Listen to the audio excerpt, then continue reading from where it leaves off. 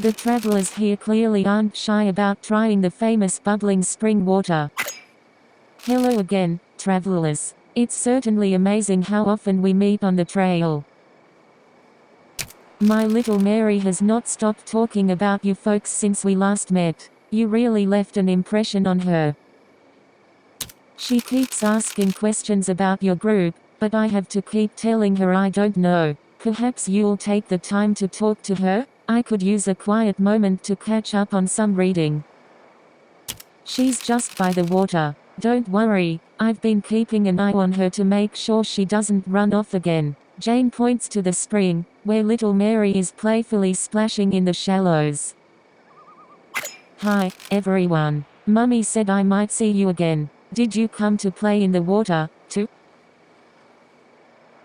Yay, it's fun, you'll see. Mummy says you can use the water here to make a special drink. Can you show me how? Little Mary jumps and splashes in the spring with joy, spraying the group with water. The party spends some time showing little Mary how to make a carbonated drink from the spring water. Little Mary is eager to take a big gulp of the effervescent beverage.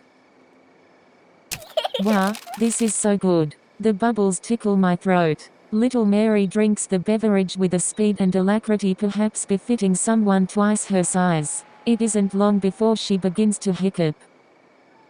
Hic, my tummy feels funny. Hic, little Mary clutches her stomach. Moments pass as she struggles against the inevitable. Burp, oh my, I'm sorry. Please don't tell Mummy that I did that. She will be upset about my bad manners. Little Mary frantically apologizes for her belch, looking thoroughly embarrassed.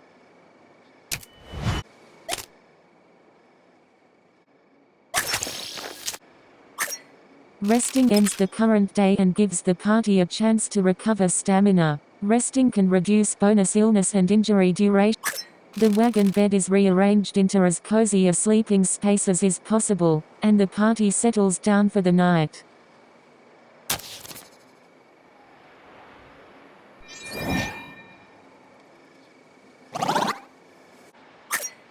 The wagon bed is rearranged into as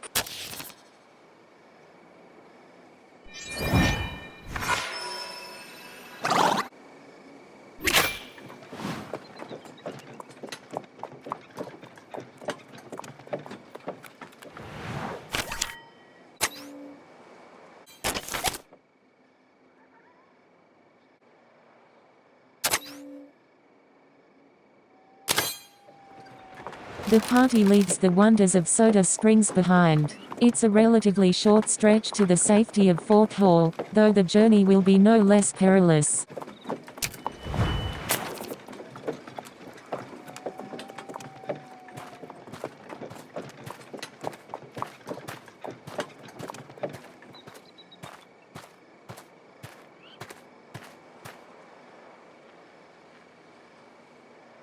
A coyote growls at the party. The party stops and waits to see how the coyote will react, but it makes no moves. What should be done?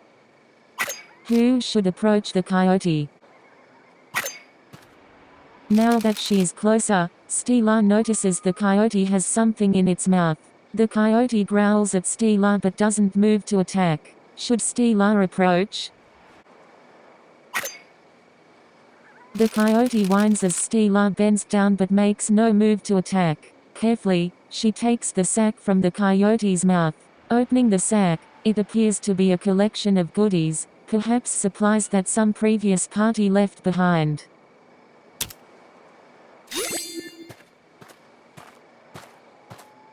The coyote, having passed along its gift, scampers off with a happy whine. Stella is left a bit confused as to why a wild coyote bequeathed a gift but figures it may be best not to look a gift, canine, in the mouth.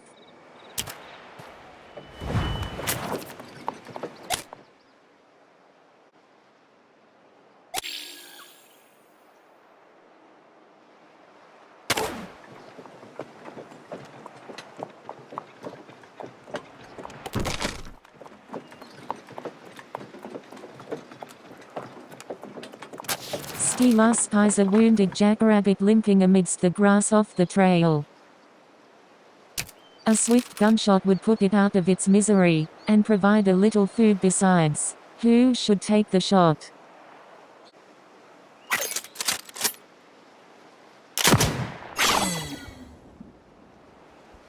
Steeler wins the jackrabbit. The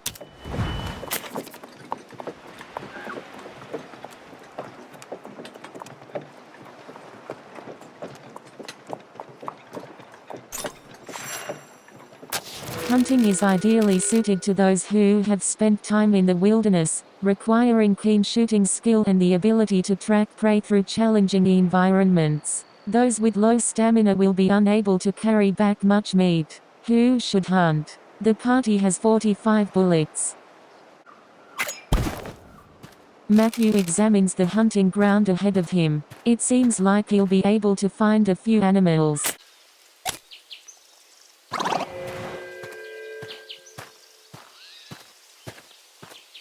After a successful hunt, Matthew carries 40 pounds of meat back to storage. Thanks to a carefully placed trap, Matthew also managed to retrieve 30 pounds of extra meat. Matthew can spend some time skinning the animals for valuable pelts, or press on down the trail to save some time. Wanting no further delays, the party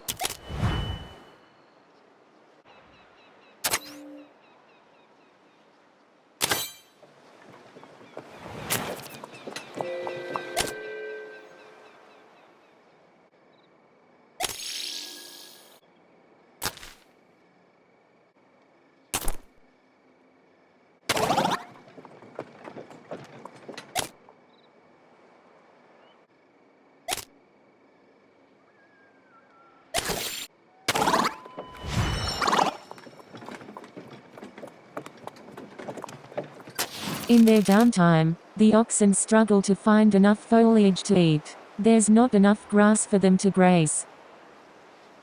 With naught to help them, the oxen quickly become exhausted and malnourished.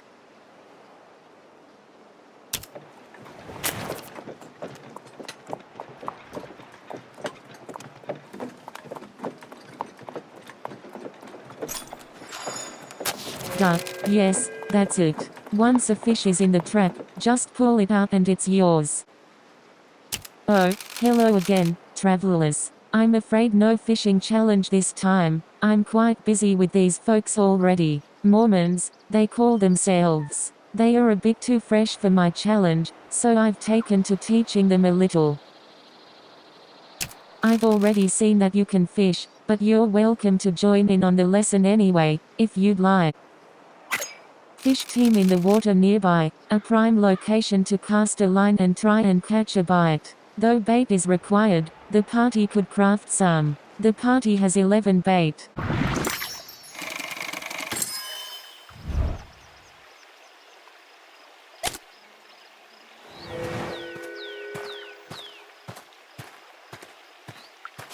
Jesse manages to catch 107 pounds of fish, and brings it all back to storage.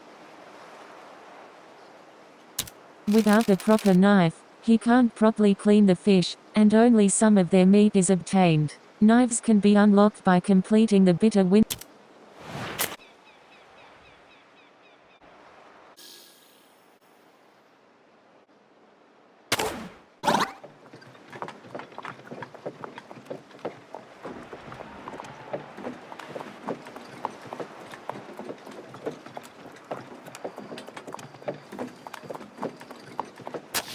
Hi there, the name's Raymond. I don't suppose you could spare some change for this old performer, could you? I'm just a few dollars short of some new boots, then I'm out of here for good. Raymond seems skilled at playing the double bass. He'd be a perfect fit for Lewis Southworth's band, but he looks to be dressed for winter, not a concert hall. What should the party do? You're looking to buy a fiddle, are you? I hear there's a salesman who went south to Snake River. I'm going to meet with him myself, see how much I can get for my double bass. I bet it's worth a lot. Raymond seems skilled at playing the double bass. He'd be a perfect fit for Lewis Southworth's band. Join a band at Fort Boise? Sorry, no can do. I'm giving up on music just as soon as I've earned a bit of money. I'm going to go live in the mountains and start trapping furs. Then I'll be sure to make a real fortune. Raymond doesn't seem interested in joining Lewis Southworth's band. What should the party do to convince him? Life in the mountains is terribly exhausting, sir. Early mornings and late nights, long hours and no time to enjoy a hot cup of coffee. Why, I'm exhausted just thinking about it. I'm afraid my mind is made up. Sure, life would be hard, but the rewards are probably worth it. Just think of the clean and fresh air. Despite his words, Raymond seems unsure of himself. Raymond is persistent, but the party still believes he can be convinced to join the band. Which approach should be tried next? The leader of the band, Lewis Southworth, is very talented on the fiddle, but he's in desperate need of a good bass player. For what it's worth, I've never heard anyone else play as well as you.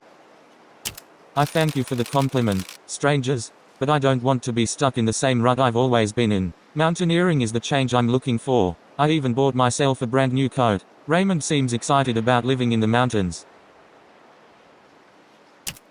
Much to the party's frustration, Raymond is still holding out. Which approach should be tried next? Please reconsider. Do you remember the adulation of the crowd? The cheers and applause? Are you sure you want to leave all of that behind?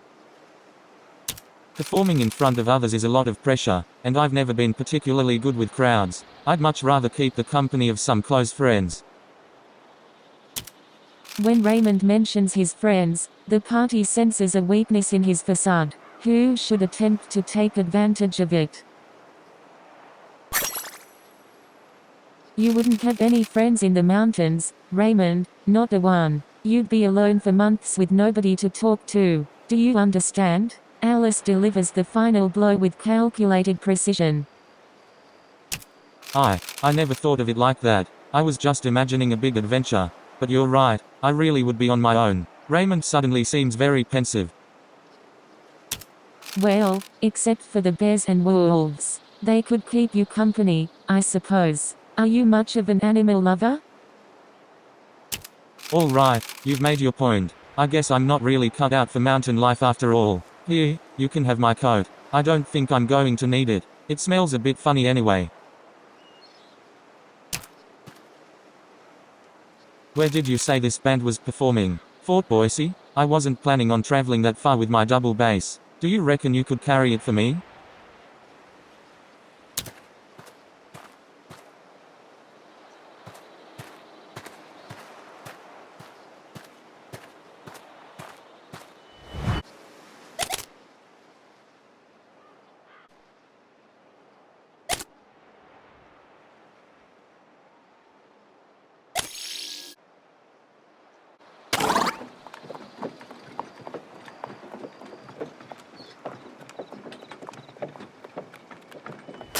A loud crack sounds out as the wagon runs over a sharp, heavy rock. One of the wheels has been warped by the impact. The wheel could be repaired manually, but will take some time. Entirely replacing the wheel would be much quicker. Who should attempt to repair the wheel?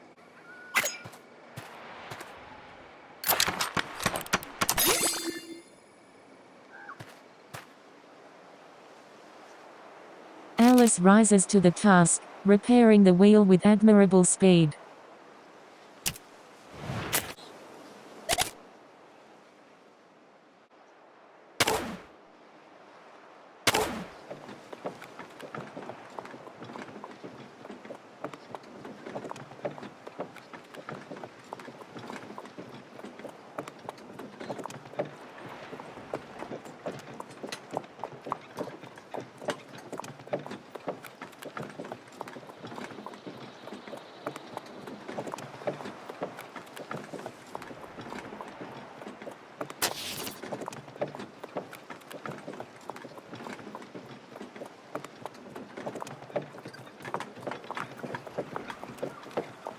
As the imposing white-grey walls of Fort Hall rise into view, the clamor and hubbub of trade is already evident. Several tents surround the fort, many of which, no doubt, belong to hopeful fur traders.